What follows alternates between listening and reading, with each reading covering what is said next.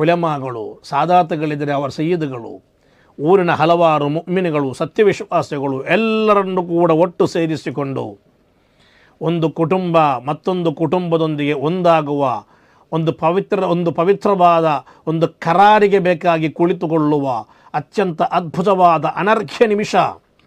ಆ ಗಂಡಿನ ಆ ಹೆಣ್ಣಿನ ಆ ಎರಡು ಕುಟುಂಬಗಳ ಜೀವನದ ಅತ್ಯಂತ ಸುಂದರವಾದ ಕ್ಷಣಗಳು, ಮರೆಯಲಾರದ ಒಂದು ಕ್ಷಣ.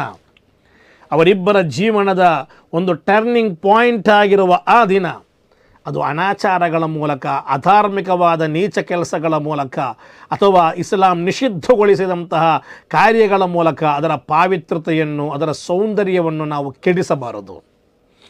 ಆ ಸೌಂದರ್ಯವನ್ನು ಕಾಪಾಡಿಕೊಳ್ಬೇಕು. ಅದು ಅತ್ಯಂತ ಸುಂದರವಾಗಿ ನಡೆಯಬೇಕು.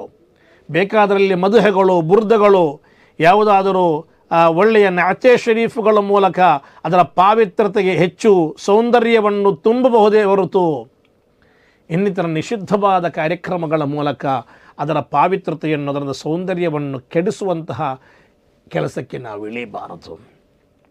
ಅಲ್ಲೆಲ್ಲರಿಗೂ ಬೇಕಾದ ವ್ಯವಸ್ಥೆಗಳು ಅದೆಲ್ಲ ಅತ್ಯಂತ ಉತ್ತಮವಾದ ರೀತಿಯಲ್ಲಿ ಮಾಡಬೇಕು. ಎಲ್ಲಿಯೂ ಕೂಡ ಅನಾಚಾರಗಳಿಗೆ, ಅನಿಸ್ಲಾಮಿಕವಾದ ಕೆಲಸಗಳಿಗೆ ಒತ್ತು ಕೊಡಬಾರದು. ಮಧ್ಯಾಹ್ನದ ನಮಾಜುಗಳು, ಮಗರಿಬಿನ ಇಶಾನ ನಮಾಜುಗಳು ಆ ಕಾರಣದಿಂದ ಕಲಾ ಆಗಬಾರದು.